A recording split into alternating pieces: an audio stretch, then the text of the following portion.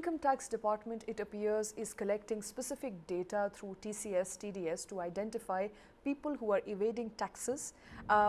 This is a concerted exercise. We know government is tightening nose around collection of TDS. We've been extensively talking about it. But all of that data will now be collected, and there is going to be an act. I mean, from what I understand, from what I read, this is going to be a more concerted effort to figure out people who are evading taxes, as opposed to randomly picking up people and then assessing if they're tax evaders.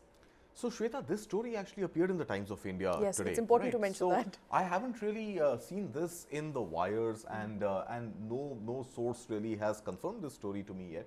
But it's a non-byline story that came in the Times of India. But the read is interesting, and I think it's important to pick up that story and tell our viewers also to sort of be on the lookout. Simply because you're right, it is a concerted effort, right? From what I understand, with this entire digitization, linking of Aadhaar and PAN, and sort of all your financial documents being very electronically, digitally available and interoperable in that sense. So what is really happening is, I think the government is using big data to really try and profile certain individuals, looking at TDS, looking at TCS, which also, as we have been discussing and will continue to discuss, those limits also increasing and multiple other sections coming under the TCS ambit, plus GST. So these three pools are being looked at to identify apparently a profile of certain individuals,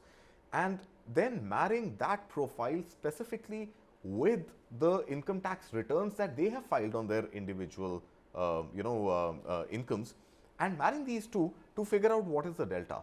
And it seems from that Times of India report that the government is going to physically go after that set of the population where there seems to be a mismatch, as opposed to a randomized selection for scrutiny. So up until now, what used to happen was that there is data of what, just about 6 crore, 7 crore Indians who file taxes, but there is data of these 7 crore taxes. It's a lot of data, but the randomizer is going to pick up, let's say, for every assessing officer, AO, it will pick up, let's say, 15-20 entries in a month and say, hey, this has been randomly selected. There is no logic other than randomization given to the machine, which picks up these 15-20 cases per month for every AO, sends it to them, and then the AO opens up the books of these accounts and looks at their income tax return, and in some cases now that process became faceless. So, send an email, ask for certain documentation, and do a top of the surface evaluation of broadly things looking in place or not. If they look in place, case closed, no problem, no further emails. If there seems to be, through this random exercise, any discrepancy, then you get into investigation, and you are able to maybe, in a population, arrive at a couple of hundreds or thousands of people who may not have correctly filed their taxes voluntarily, involuntarily, willingly, or not, notwithstanding, you are able to reconcile. Now, using big data, this larger group of people is being identified, looking at TDS, TCS, GST and income tax returns, and high-ranking officials has been mentioned in the report.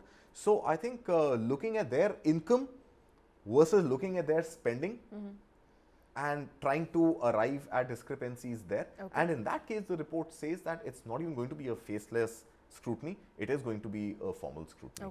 So here's how you simplify it. Let's say I go abroad, I spend about 30 lakh rupees in 2 different trips, but I'm only paying taxes, or I am essentially not paying income of, let's say, 30 lakh rupees. 30 lakh, or I'm declaring an income of 10 lakh rupee, but I'm spending 30 lakh on going abroad. I could be scrutinized if I am a high net worth individual. That's right. Right. So not necessarily a high net individual, but high net worth individual. But I think in general, high ranking.